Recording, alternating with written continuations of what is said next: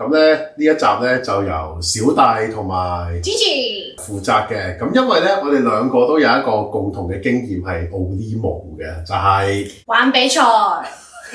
係啦，就係咧我哋去參加咗農夫佢哋搞嘅講笑全港棟篤笑比賽啊嘅海選係啦。咁咧節目出街嗰時咧，我都唔知佢初選嗰啲完咗未嘅，咁但係都想同大家分享下咧，即係呢次比賽，因為咧係就我經驗裏面咧，香港近年來啦一個最大型嘅棟篤笑比賽。農夫有冇同佢講有幾多人報名啊？報名參加海選嘅人有200幾個啦。其實我同 Gigi 咧就比較早知呢個比賽嘅，因為佢本來咧就託咗其他 comedy club 咧去揾人嘅，咁所以咧香港玩開棟篤笑嘅朋友咧，好多已經一早知道有呢個，即係又唔係一早嘅，我諗早2-3個禮拜度啦，就知呢個比賽嗰時啊。都差唔多成40-50人報咗名，大家都話我哋要為呢個比賽用盡所有嘅努力。咁所以玩開 comedy 嗰班20幾30個報咗名啦，跟住我哋 Funny Matters 都有10個。希望呢條片出嚟嘅時候，我哋發現我哋係有人入到嘅。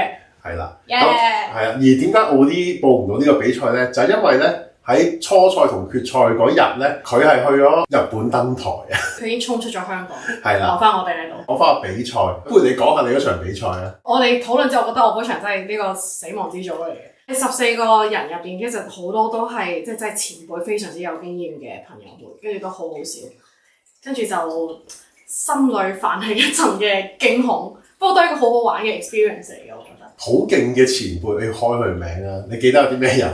我覺得喂勁，你話佢哋勁㗎嘛，冇所謂啊！即係例如我哋有 Boris 啊，有 Steve 啊，有 Ito 啊咁樣，跟住大家都好厲害。哦，勁！聽到客坐喺度嘅時候，就一邊坐一邊行，一邊坐一邊行，跟住就我做鼓掌嘅人，專業嘅氣氛組。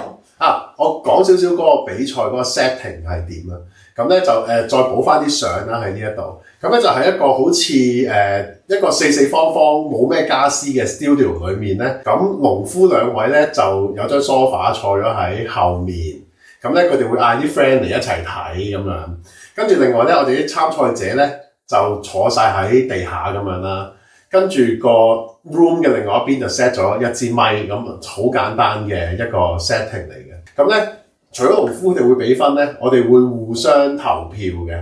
咁就我派咗張紙俾我哋寫2個最好嘅。聽講話咧係有參考價值啊，係思君都話我哋一定會寫自己，咁我梗係寫自己啦。咁即係個 setting 就係咁啦，一場係10幾個人，所以都耐㗎，都成2個幾鐘一場。喺度咧，咁就一定要先讚下農夫兩位。係。咁咧，你係平時睇節目啊，或者聽佢哋咧，你會覺得佢哋串串共啊，成日都笑阿嘟姐啊。但係咧，竟然有同嘟姐同一個待遇，俾佢笑。但係咧，其實佢兩個咧係我認為咧係即係好有心做呢場比賽，同埋好有誠意。因為咧好多參賽者咧，佢都有俾 comment， 即係一啲實際嘅點樣做好啲嘅建議啊。咁另外咧就係佢哋係好俾面笑嘅。我場係點咧？我場同你一場有啲唔同嘅。我場咧15個人啦，得3個咧係有做過 stand up 嘅，包括小弟啦，即係我加 Funny Matters 嘅Camel 啦，咁另外一個係澳門嚟嘅朋友，咁啊3個玩過 stand up， 其他咧都係全新手嚟嘅。全新手嘅意思咧，應該係連 open mic 都冇做過嘅，即係似乎咧係冒住農夫嘅名，又覺得棟篤笑好似幾啱佢咁。所以其實佢超級有勇氣。係好有勇氣咁去比賽啦，但係農夫係真係好好啊！佢意思就係咧好鼓勵性拍手同埋俾反應，即係一個好好嘅睇 stand up 嘅觀眾。我哋嗰場甚至有一個係喺廣州嘅棟篤笑嘅劇場廠牌嘅主理人嚟咗。佢嚟比賽。佢嚟比賽，然之後我哋事後大家吹水嘅時候，佢話：我嘅商業經驗應該同大家加埋差唔多。或者俾大家加埋都多，真係非常之厲害嘅前輩。咁佢段嘢勁唔勁啊？梗係勁㗎啦！即係咧基本上咧，我判斷係咧，今次比賽咧雖然有200人，我計過咧有1/4人度咧係真係有做開表演嘅，大概係啦。然之後我嗰場係80%。係啦，咁我嗰場咧係得一兩成係有表演。所以咧，如果嗰、個、合理嘅判斷就係咧，應該咧都係一啲玩開嘅人會入嘅。咁所以咧就睇下究竟邊個會好彩啲啦。即係點解我講好彩咧？即係有時比賽唔係淨係講實力，即係都講你抽到邊組。你抽到死亡之組啊，真係大劑。係，但技不如人就唔怪嘅。但係即係嗰個先打另一個頭盔。係。唔係，但係即係其實嗰個大家聚埋一齊，發現原來香港有好多中意玩呢樣嘢嘅人，其實都係相當有鼓舞嘅一件事情。所以咧，我做漏咗一樣嘢，我冇帶卡片去。我有諗過，我唔敢派。唔係，咁你完咗之後咧，即係可能你同我唔同啦。我年紀比較大咧，有種老屎忽嘅感覺咧。我派卡片唔惡噶嘛，我咧就可能可以鼓勵下某啲參賽者咧。我哋嚟緊咧有Stand Up 101嘅課程。而家都唔似嘅，我哋嚟緊都有 Stand Up 101嘅課程。係啦，無論呢段片幾時出街，我哋都總係會繼續有 Stand Up 係啦 Stand Up 101嘅課程嘅。咁所以呢個比賽咧，我自己玩完咧，我係覺得非常之 good vibe 嘅，即係農夫佢哋好 good vibe 啦，其他參賽者都 good vibe 啦。同埋我觀察咗一樣嘢，你嗰場應該冇嘅，因為你嗰場啲人咧大家都專業咧，你嗰場啲人啲稿咧會唔會特別講農夫啲嘢嘅？有啊，好似大家一定要諗一句。你講下。我即係大家就會話，其實農夫我真係由細個開始睇你睇到而家啦咁樣，或者農夫你真係好靚仔啊，跟住或者有啲人話其實啲人都話我哋同你好似樣啊，陸永咁樣。我組咧就係非常之嚴重嘅呢個問題，即係呢個唔係一個問題嚟，即係呢個狀況咧係幾嚴重，就係咧。我諗特別係素人啦，咁佢哋都係冒農夫嘅名啦，咁佢哋要諗點樣出奇制勝啦。大家諗到出奇制勝嘅方法都係 call 農夫啦。一齊舉起隻手。係啦，咁咧有啲人會call 歌詞，有啲人咧就會講一啲以前睇農夫嘅經驗，有啲咧就會講對上一次見到農夫係幾時，咁有啲咧。就嘗試拋書包講下佢最中意嗰首歌係講啲乜喎？點知思君出嚟指出呢首歌唔係講呢啲嘢，串嘅係啦。咁但係咧個氣氛係溫和嘅，即係唔係串佢，即係思君只係講笑咁講。呢首歌好似唔係講呢啲嘢，即係大概係咁啦。咁啊，大家都有講下農夫咁樣啦。我醒啦，我喺個 speech 嗰度冇講。我完咗之後同陸永傾偈，走去攀談，即係我攀談一樣嘢啫，就係喂陸永，我同你同年嘅喎，好老土。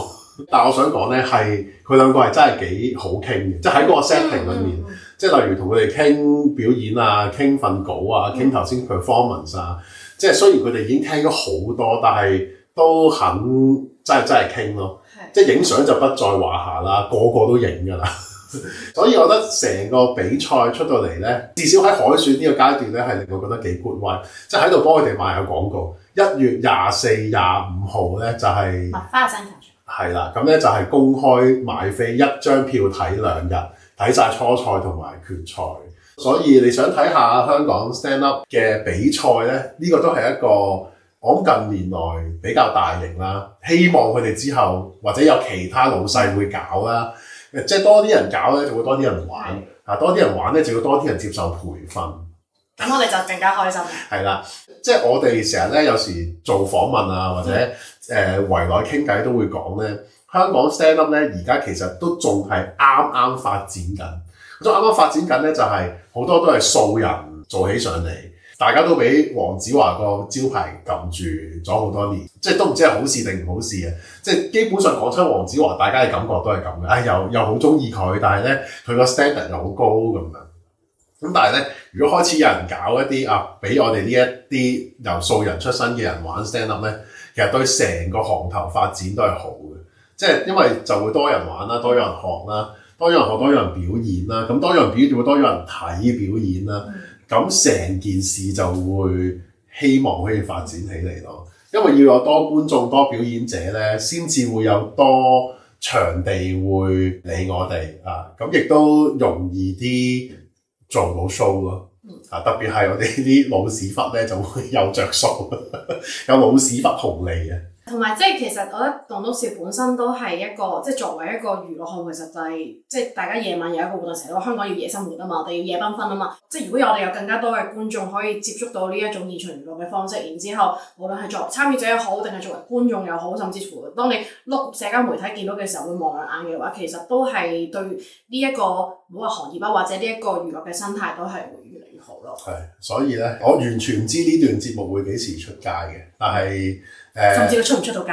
係啦，我盡量令到呢個節目出街啦。但係咧，就希望你哋會繼續支持香港式嘅棟篤笑啦。咁佢喺起步當中咁就需要大家嘅努力。關於個比賽，仲有冇嘢想講？希望有更加多嘅金主爸爸媽媽們可以再幫我哋搞多啲比賽。